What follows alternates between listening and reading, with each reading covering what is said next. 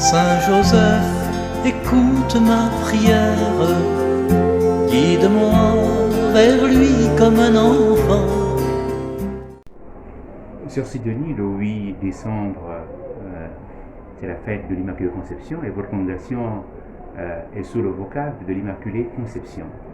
Et cette année, le pape François a décidé de la célébration de l'année dédiée à Saint Joseph. Alors comment vivez-vous et quelle image avez-vous de Saint Joseph? En tant que congrégation, Saint Joseph est le patron secondaire de notre institut. Je vais vous dire un petit extrait de la prière quotidienne que nous faisons à Saint Joseph. Soyez notre protecteur, glorieux Saint Joseph, époux de la Vierge, non? Et Père de Jésus. Soyez notre modèle dans la vie intérieure. Vous voyez, gardez notre congrégation et protégez nos vies. Qu'à votre exemple, nous aimions Marie, notre reine et notre mère, mais que surtout nous imitions Jésus, docile en toutes choses au vouloir du Père. Donc, dans notre congrégation, Saint Joseph, nous avons une relation spirituelle avec lui comme modèle de la vie intérieure. Et justement, mercredi, c'est la journée qui lui est consacrée. Et nous avons, pour l'honorer en cette année spéciale, nous avons installé dans la cour de l'école une statue de Saint Joseph. Et tous les mercredis, comme communauté, nous prions au pied de cette statue, les mercredis soirs. Hier, pour participer au tribunal de prière organisé par la diocèse, les autres sont allés à la paroisse, moi je suis restée. Et justement, j'étais au pied de cette statue, contemplant Saint Joseph, vraiment modèle de la vie intérieure. Je l'ai contemplé à partir des évangiles, l'intériorité de Joseph, comment il entre dans le projet de Dieu et se dessaisit du sien. Il devait épouser cette jeune fille et Dieu lui demande de l'épouser autrement.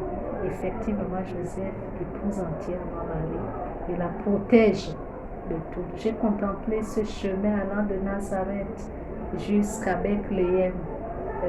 Il marchait avec une femme non seulement enceinte, mais à terme. Tous les risques que Joseph a pris. Cet homme angoissé cherchant un endroit où sa femme devait accoucher. Et il ne prémit pas. Et voyons, quelle figure paternelle vraiment le responsable de la famille, quelle figure paternelle, quelle figure spirituelle, la figure de la protection, le gardien de ceux qui sont en difficulté, le gardien de ceux qui sont fragiles, l'homme prévoyant, mais aussi celui qui est capable de prendre des risques. Parce que ils ont obéi à la loi qui demandait le recensement et il s'en va. Et il protège ainsi Marie. Comme si cela ne suffisait pas, il va devoir quitter sa terre aussi pour fuir, protéger Marie et Joseph du courroux, des grands. Donc, il fait l'expérience d'être étranger. Ça, c'est l'interprétation plutôt spirituelle, de cette péricope-là. Il fait l'expérience d'être étranger. Il accepte d'être déraciné pour partir avec Marie et Joseph, les mettre à l'abri.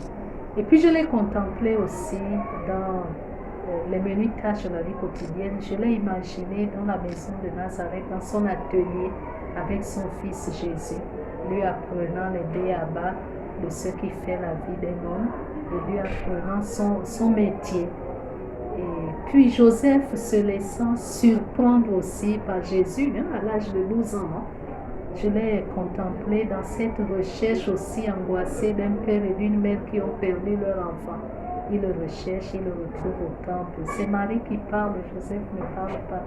Il reste silencieux, mais dans ce silence, tout est dit. Ne saviez-vous pas que je dois être aux affaires de mon Père? Imaginons il les entend avec les oreilles d'un père. Son fils, je dois être aux affaires de mon père. C'est bousculant, hein? Mais il reste en silence et il va continuer d'accompagner cet enfant jusqu'à ce qu'il entre dans la dynamique de la maturité spirituelle pour un fils d'Israël. Voilà. Donc je crois que c'est une année de grâce pour nous. Joseph, on a beaucoup à apprendre auprès de lui. Et dans ce siècle où la crise de la paternité est très forte, je vois dans nos écoles combien d'enfants qui ne connaissent pas leur père ou combien d'enfants qui ont un père et qui vivent comme s'ils n'en avaient pas. Joseph nous apprend le sens profond de la véritable paternité.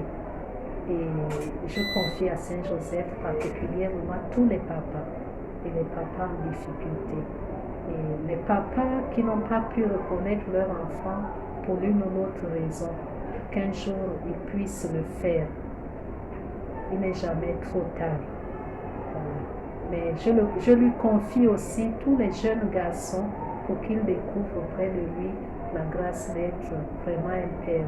Soit un père géniteur, soit un chef de famille, soit un père en tant que pasteur comme vous, que vous puissiez être vraiment des papas dans l'église, dans le sens de pasteur, au sens plein du terme, comme Saint Joseph.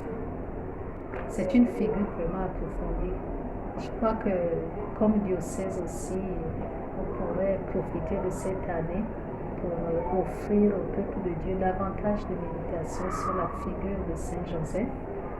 Déjà le pape a écrit là-dessus, mais contextualiser ses écrits et approfondir aussi la spiritualité qui émane de cette grande figure. Et son humilité, sa disponibilité au vouloir divin. Sœur Marie-Sidonie, dans la vie consacrée, nous avons eu au Gabon la famille des frères de Saint-Joseph. Et en célébrant Saint-Joseph, que ces hommes qui ont donné leur vie et dont les baptêmes sont là, à l'œuvre des frères de Saint-Joseph, à travers les ateliers, les constructions des églises, que cela vous, avec la disparition de cette famille religieuse, que pouvez-vous nous partager?